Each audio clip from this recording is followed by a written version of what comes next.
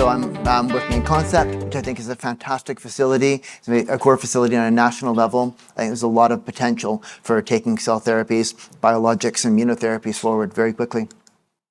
Starting off, so I'm very much a sort of a CAR T cell guy, and thinking of this. So in CAR T cells, they're some of the most complicated drugs that have ever been made. They're skipping forward. They're a fusion of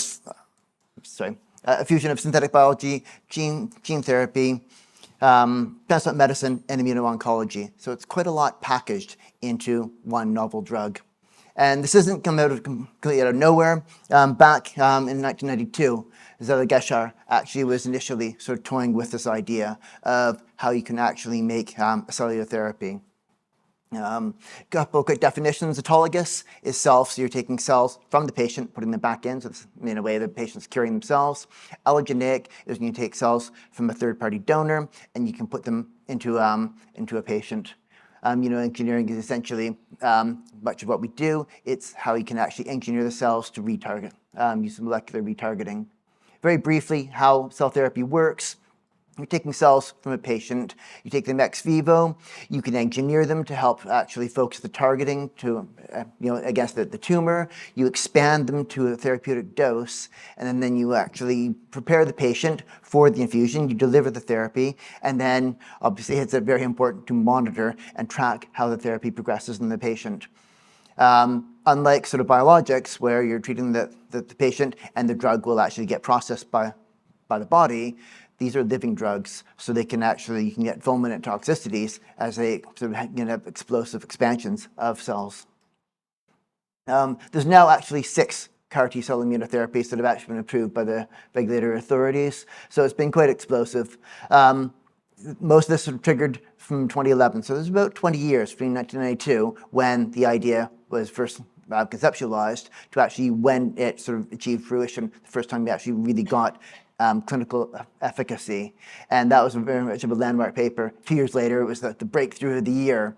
And so there's been this sort of stratospheric launch moving forward. As I said, there are actually 6 CAR T cell immunotherapies that are actually now been approved. If you have a look, sort of a bit of closer dive, 4 of them target CD19, 2 of them target BCMA. So they're all targeting liquid malignancies. All 6 of those are actually autologous. None of them are allogeneic. The first trial was actually targeting CD19. Why CD19? As mentioned by Nikki earlier, there's monoclonal antibody rituximab, was a very powerful, very potent, and very effective antibody. Unfortunately, not all B cells express. So these are the B cells expressing CD20. You've got some that don't express CD20. So if you want to extend the capacity, you want to be able to target CD19. And there was some development into generating CD19 antibodies to try to see if you can replicate the efficacy of rituximab with CD19 targeting moiety. It didn't work. So they said, oh, okay, well, they're not very lytic. What else can we do? So you can have antibody drug conjugates. You can attach a toxin to the antibody, but then you've got the additional toxicities of that toxin, and that becomes a bit complicated. But if you actually engineer it onto a T cell, then your T cell is going to recognize the CD19 and kill the targets. So it's very potent. It works because B cells are expendable. We can live without B cells. No, it's not brilliant. You have to get replacement immunoglobulin immunotherapy, but they are defined as an expendable tissue. That's where sort of the problems that obviously solid tumors tend not to have convenient targets that are expendable. So that makes it a bit more complicated. So there's 2 main CD19 CAR T cell therapies that have come out, and they differ in the endodomain.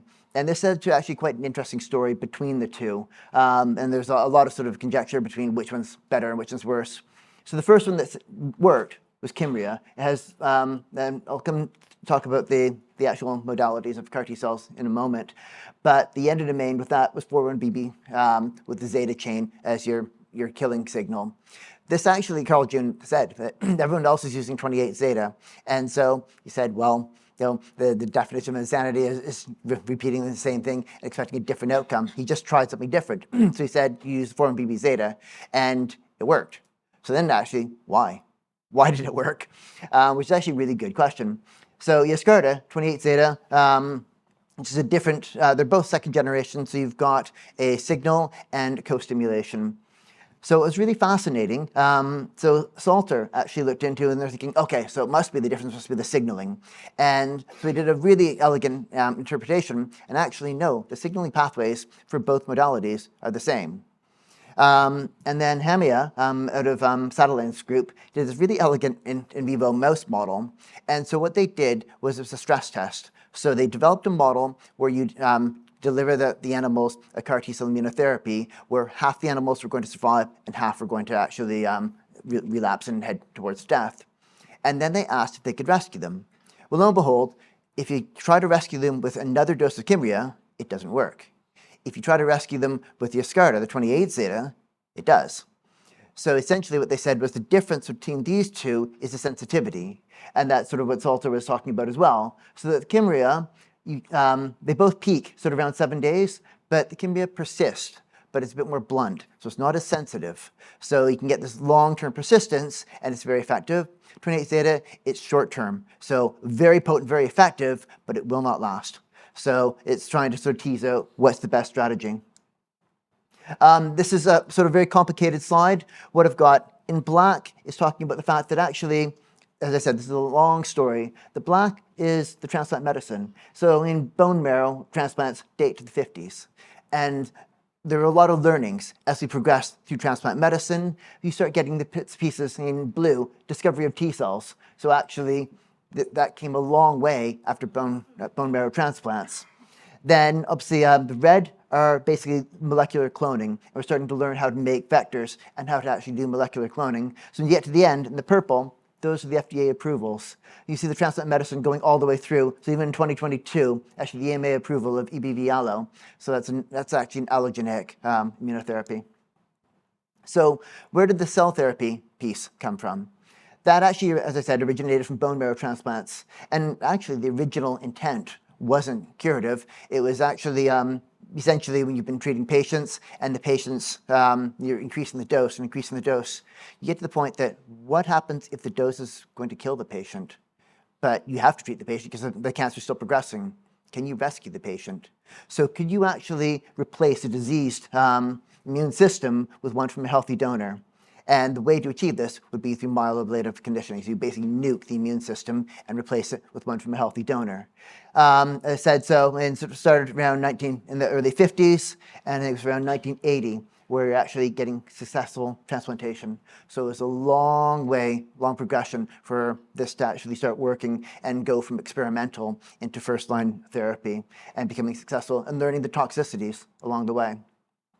Now, not all patients can actually tolerate the myeloablative conditioning.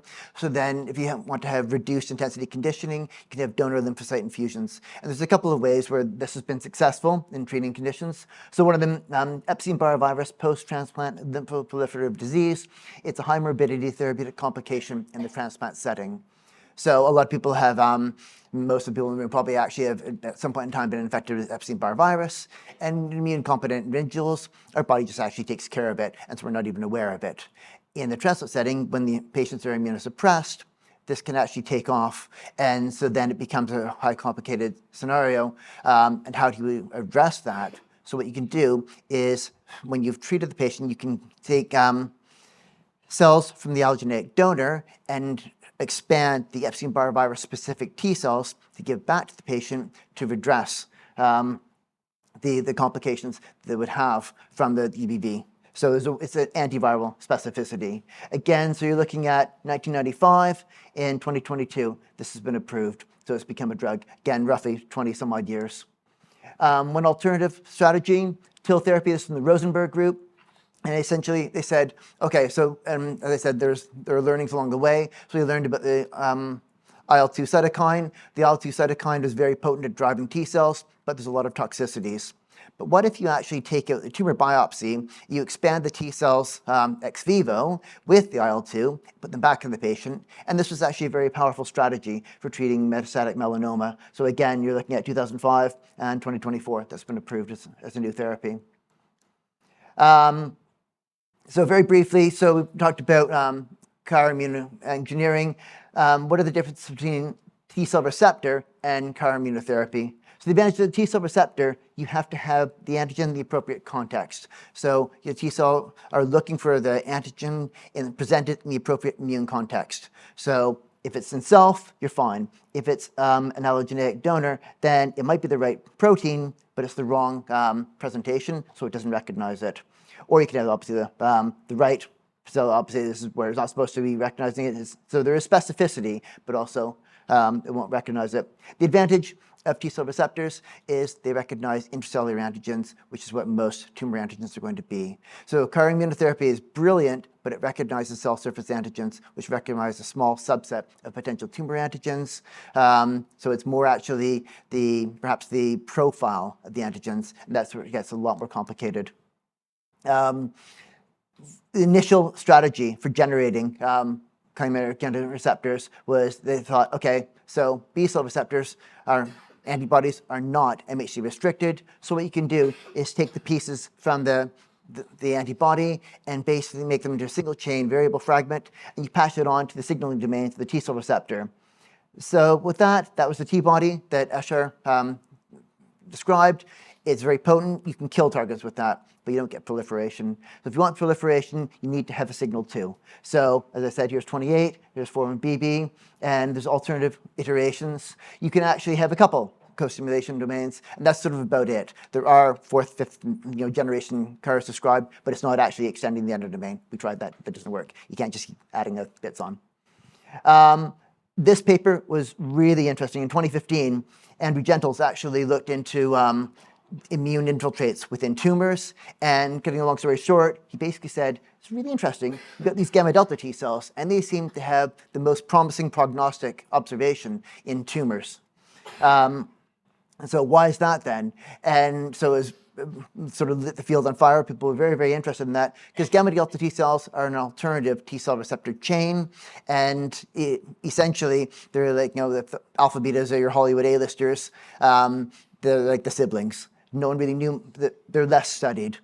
Where it's really particularly relevant, the Mellenhorst paper, this is from Carl June's group, this is the 10-year follow-up of patients who've been given CAR therapy who had actually demonstrated results. And this one, we got people really quite excited.